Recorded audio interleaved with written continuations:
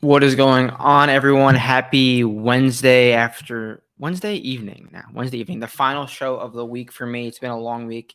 Literally, Tim Robinson meme. I'm the tiredest I've ever been. Like, no joke, the tiredest I've ever been. But there's content to get done. There's Wells Fargo to talk about, and there's narratives to talk about.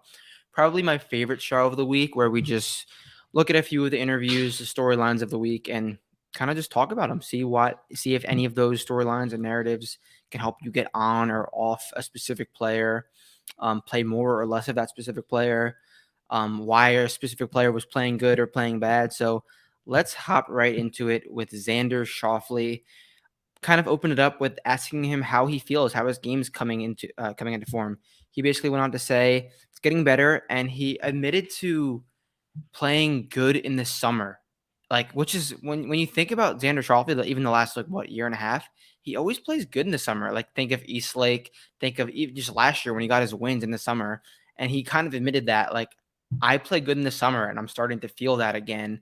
They asked him about his driver, which if you look at the stats, it was a mess. Like, it was one of the worst stretches of his career, and he went on to say that he's hitting the ball a lot better off the tee, but the stats might not show it because you think it was Zurich match play. It was Zurich and match play the last few weeks, so that's not really going to show in the stats. But he's saying he feels a lot more comfortable off the tee, which is important because if you're Xander Schauffele, you need to tap into that part of your game. So it's definitely really good to see that Xander Schauffele is hitting the ball better off the tee because he needs it. So combine that, at least what he's saying, with that he's feeling like he's getting into that summer form. Xander Schauffele could be in for a good week. I don't have any Xander Schauffele liability. Is that enough for me to get on him? I'm not sure. This top of the leaderboard, not top of the leaderboard, top of the pricing, I guess, is so jam packed that I don't know if I want to get to Xander Schauffele quite yet because he's a guy that personally I never get right. Like, everyone has their guys that they do great and do bad on. Xander Schauffele is a guy I just never get right. So I'll probably just stay away. So we will move on to Justin Thomas. Justin Thomas, a guy who has been in a lot of news, probably for the worse in the last few weeks. Just not anything bad, not like the hot mic on the green incident. I'm just saying bad golf. He has not been playing good golf. And they talked about him. They said, well, how's the state of your game been? It hasn't been really well, and he's open to say that it hasn't been going well. He basically just said that his 2 weeks off was so needed, which is very cliche. Like, anyone could have said that. It was so needed. And then he kind of just defended himself. Like, every single player in the game goes on hot runs and cold runs. If you want to be one of the best, if you want to be one of the best players in golf history, no one's really going to remember this 8-month bad run he's going to be on. Who knows? We know he has all the talent in the world, and he went on to say that stuff that he's been saying the last few weeks. He's hitting good putts. They're just burning edges, and like, he's ready for his good spurt. He said even John Rahm goes on bad spurts, and he's kind of just going on a bad spurt, but he feels okay. He says that a majority of his rounds he's shooting the highest possible score that he possibly can, which is probably true because he's not playing good golf. So I don't know. He's dropping in the prices every single week. The ownership's not really going down, but I'm going to continue to play Justin Thomas because we know he has as high of a ceiling as anyone in this field, as high of a ceiling as anyone in the world. So as long as he's not admitting to like feeling horrible or playing horrible golf or saying I lost something, I'm going to continue playing Justin Thomas. He says he feels okay, and this is a golf course that probably suits his game pretty well. So I hate when Justin Thomas goes to golf courses or when Justin Thomas is like a clear favorite in the field. Then he starts hitting, like, even at Heritage, he was hitting, like, it was an elevated event, but he was hitting so many unnecessary shots.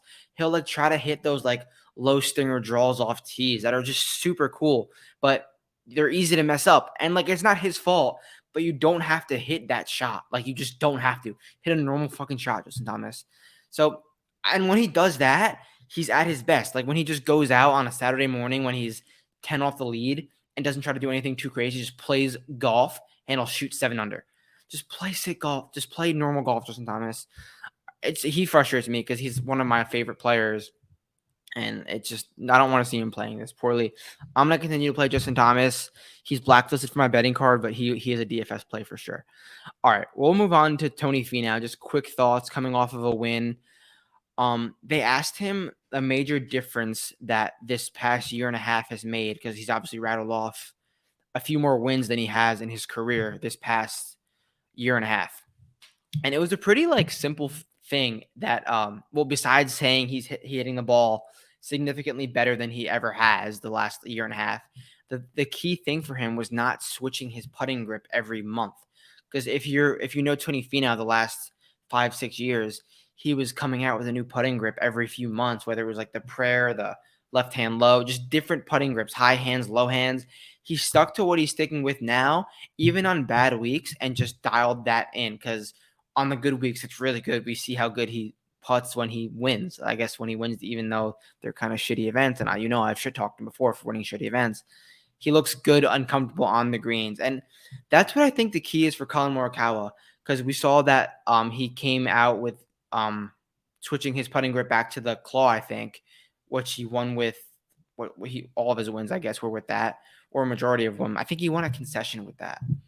Could be wrong, but either way, Colin Morikawa switched his putting grip. He's not a guy who switches it as much as Tone did, but Colin Morikawa does switch his putting grip for long and short putts, which is kind of weird. I just want him, whether it's this or whether what he's been with, I want Colin Morikawa to stick with a specific putting grip for a full year.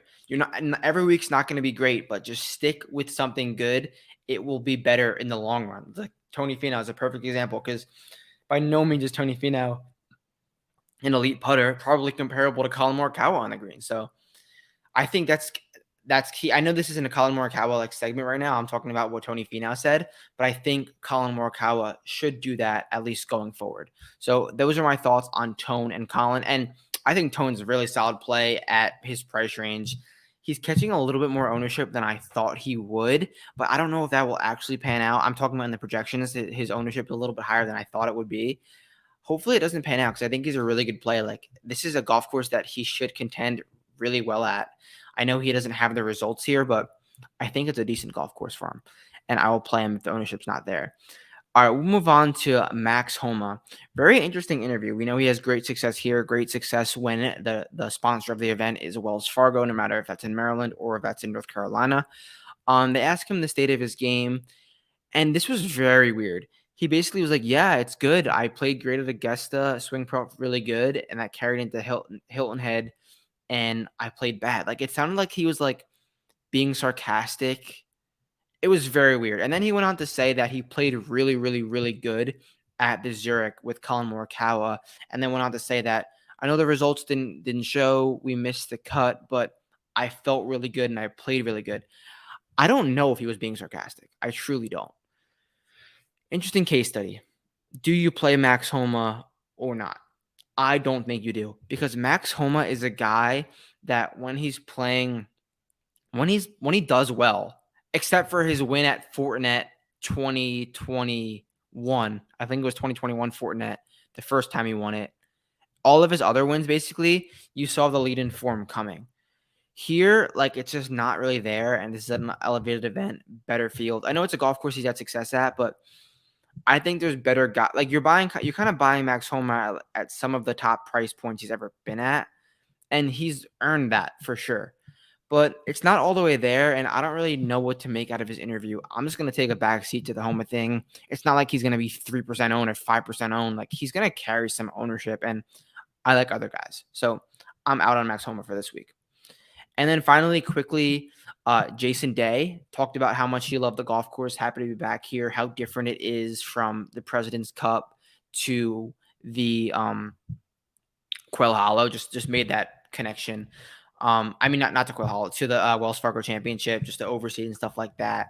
But he said he likes the golf course. He loves how it sets up for his game, and then went on to talk about his vertigo at the Masters and vertigo at the match play. He said Sunday morning they had to finish that round. At the match play, he said the vertigo popped up, and that's kind of when he started to play poorly. And then that carried into the Masters. And I remember before the Masters, he talked about all of his absurd swing thoughts he had.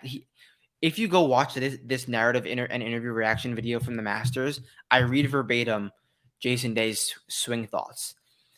And I was like, that just will not hold up on the weekend. And it didn't. So Jason Day went on to say he likes the golf course. He feels better with the vertigo, but he still wants to play better to get himself into contention because he feels like he can do it once he gets there. But listen, I don't want to be a part of Jason Day if he has lingering back problems, even though he says he feels better and has all these absurd swing thoughts, because under the gun will not hold up. So out on Jason Day, out on Max Homa. Still gonna buy the Justin Thomas thing. I'm gonna buy Justin Thomas. I'm gonna buy Tony Finau, and I think Xander Schauffele is it's all. If he gains strokes with the driver, he'll do well. If he's average to losing strokes with the driver, he'll do it poorly. And I know that's fairly easy to say, but that's the X factor. Can Xander Schauffele get that driver back? It's a coin flip for me, but I'm gonna say lukewarm with him. I'm gonna go higher with Tone and JT, lower with Jason Day and Max Homa. That about does it up. Final content of the week. Follow me at Matt_Gannon for all the content we did this week. If you got to get it last minute, you got to get it last minute. But hope you guys enjoyed. Go to sleep. Enjoy the Wells Fargo Championship, and I'll catch you guys Friday.